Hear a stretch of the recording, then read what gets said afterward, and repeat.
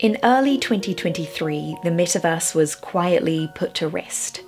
It was meant to be a virtual reality hub where we all lived, worked, and socialised through clunky headsets, but it failed to catch on for some reason. The metaverse is one of the many failed tech gambits of the past few years. Apple released their hyped mixed reality headset to very low sales. Web3 didn't change the world in the way it seemed it might in 2021. The big, exciting tech promises of the last decade aren't really coming to fruition. Even AI seems to be causing more uncertainty than excitement, threatening to wipe out huge sectors of the job market. After a little over 2 decades of what's often referred to as the Fourth Industrial Revolution, there seems to be an exhaustion and a lack of optimism about the future tech will provide for us. But we've been through this before. The original Industrial Revolution also saw mass job instability and a radical change in the way we live and communicate. And in response to this turbulence rose a new artistic movement, the Romantics, who rejected the order and rationalism of their age and embraced creativity, spontaneity, and the power of the imagination. So, could we expect our own Romantic era? The First Industrial Revolution began around 1760 and spread rapidly from continental Europe to the United States. It brought about widespread changes in manufacturing, with the rise of factories and advancement in transportation and energy. Like the rise of AI, the Industrial Revolution triggered mass job instability, with many labour-intense roles being mechanised. There was an organised backlash to this when workers known as Luddites smashed machines and burned down factories. When we think of Luddites, we tend to picture superstitious people smashing machines because they hate progress, but the Luddites were an organised labour movement, rioting against their displacement by textile machinery. Most of them were well-trained craftspeople and saw machines operated by unskilled workers as a threat to their own skilled labour. Around the world, there was rapid political and social change, with revolutions in the United States and France. In Britain, where Romanticism really caught on, liberalism was seeing a sudden surge in popularity, and radical ideas like parliamentary reform, suffrage, and atheism were being disseminated in pamphlets and mass media, made suddenly possible by increased industrialisation. The Romantic movement arose with these radical ideas. It was a mindset, a way of feeling, celebrating everything which their sterile, industrialised age undervalued, the power and spontaneity of the imagination, the beauty of nature, and the intensity of human feeling. The Romantic movement arose in fiction, poetry, music, and artwork. William Wordsworth wrote a series of poems celebrating the natural beauty and wonder of his beloved Lake District, bringing tourists flocking to the area to enjoy the natural world themselves. While the Enlightenment viewed nature as a rational force, the Romantics believed there was nothing clockwork or mechanical about nature, but that it was a profound spiritual force which had to be protected from encroaching cities and railways. The term Romantic refers, in part, to the Romance languages of the Middle Ages, which the Romantics upheld over Latin. Many were interested in reclaiming local culture which had been swamped by the internationalism of the Enlightenment. Gothic novels and poetry were massively popular, with audiences hankering for stories about the Middle Ages with knights, abbeys, and ghosts. Anne Radcliffe wrote her celebrated novel The Mysteries of Udolpho in 1794, cementing the Gothic novel as a formidable literary force. The Romantics' turn away from rationalism saw a growing popularity in spiritualism and magic, and a suspicion of science as a purely benevolent force. Mary Shelley's Frankenstein reinvented the myth of Prometheus as a riposte to those who believed science could only be a force for good, and in doing so, effectively invented the genre of science fiction. In music, Beethoven's radical symphonies were inventing a new emotional vocabulary for Western music. The germination of all later Romanticist piano styles were taking root. One of the martyrs of Romanticism was Thomas Chatterton, a 17-year-old poet who died in his small London garret in 1770. Chatterton was a precocious poet, but couldn't make a living from his skill, and poverty and despair drove him to drink arsenic. In the wake of his death, Chatterton was essentially martyred by the Romantics, who saw him as a pure, tortured soul too good to survive in a cruel and unfeeling world. Chatterton's death foreshadows that of some of the other Romantic poets, who died young and had their tragic deaths become part of their personal myth. The Romantic movement didn't last that long. It's generally dated to roughly the 1780s to the 1832 Reform Act in Britain, which makes it pretty short-lived given its lasting impact on history. I'm aware I've talked on this channel before about being skeptical of historic parallels.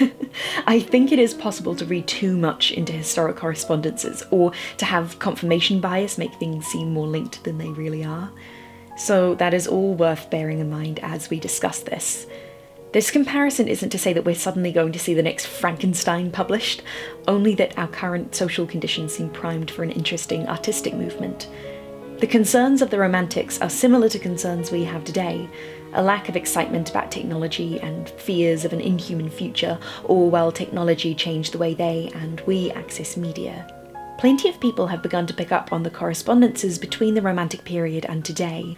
In The Guardian, Ross Barkin wrote, "The modern creative class, barraged by 2 decades of digital technology that has radically cheapened music, television, and cinema, is ready for combat, as a successful writers' and actors' strike demonstrated earlier this year.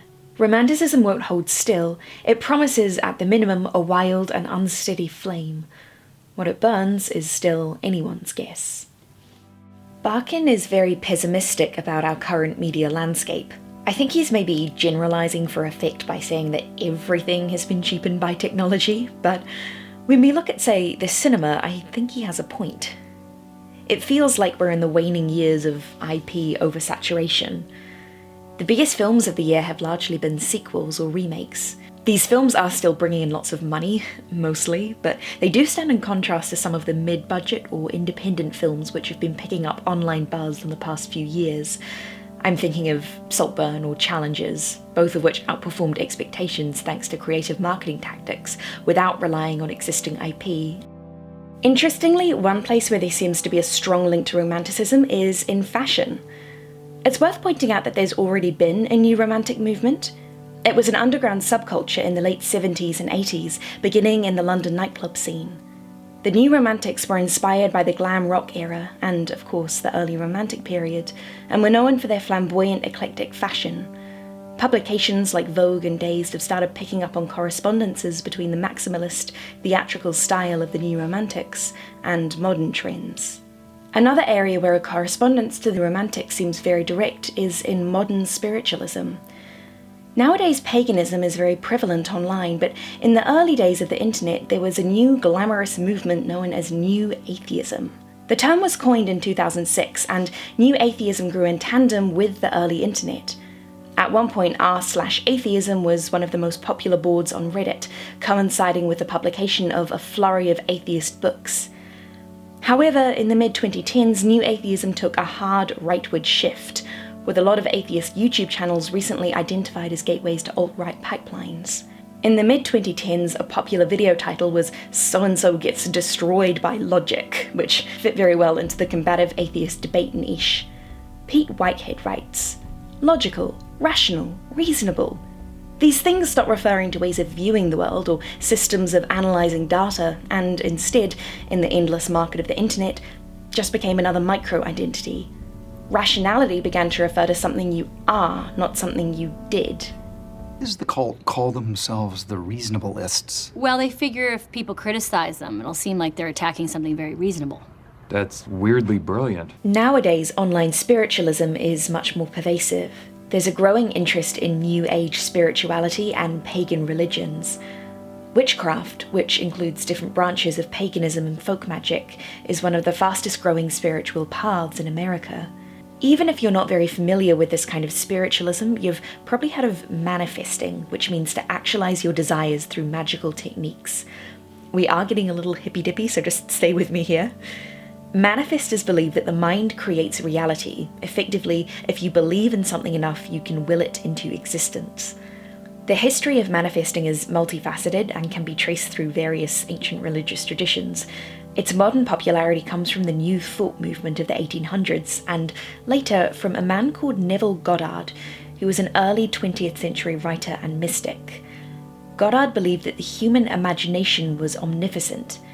He took a lot of inspiration from William Blake, one of the major Romantic poets. Blake is much too complicated to summarize here, but basically, to my understanding, a lot of his beliefs read as very Gnostic. So for instance, he believed that all people had an inner divinity and that this divinity was their imagination. So the link between modern day and Romantic spirituality is pretty direct. The Romantics were all about the imagination, so believing that your imagination can reshape reality is a very romantic idea. There's one final thing worth asking. Is a new Romanticism necessarily good? Which is to say, was the old Romanticism good overall? There is a dark side to Romanticism. It isn't community-focused, nor is it rooted in the present. It seeks an escapism to older forms. When taken too far, the innovative things about Romanticism become quite reactionary and insular. The celebration of emotion over reason becomes a convenient way to reject science. The Romantics' focus on the subjective experience and the transcendent power of creativity can become very individualistic and ego-driven, and they often celebrate a dangerous hedonistic way of living. One aspect of Romanticism whose ramifications we're still living with is the conflation of an author's life with their work. This really starts with the Romantic poets, who often wrote about themselves, giving their own subjective experiences a presence in their poetry. Lord Byron saw unprecedented popularity after the publication of the first 2 cantos of his epic poem, Childe Harold's Pilgrimage. This was in part because readers linked Byron the poet to his charming, cynical, and disillusioned protagonist. Byron received strings of love letters from adoring fans, and his scandalous love life became the topic of papers and parlour room gossip. In effect, he was the first modern celebrity. A lot of the Romantic poets died young and in tragic circumstances, contributing to their posthumous martyrdom. They became characters in their own right, lenses through which their poetry could be read. This backfired when tell-all biographies began coming out revealing sordid personal details. An infamous 1880s biography about Percy Bysshe Shelley destroyed his image as an innocent angel by revealing, among other things, his abandonment of his first pregnant wife. Some critics speculated that Shelley simply couldn't be read anymore, given his immorality. Nowadays, in our parasocial world, the artist and the artwork stand on the same moral ground. We tend to think of this as the natural way things have always been. Like, of course, if an artist is a bad person, the art is called into question, and vice versa. But this is, in many ways, a direct legacy of Romanticism. The art of the Middle Ages wasn't expressing the personal beliefs of the painter, but the beliefs of the age, thoughts and emotions that everyone was believed to share.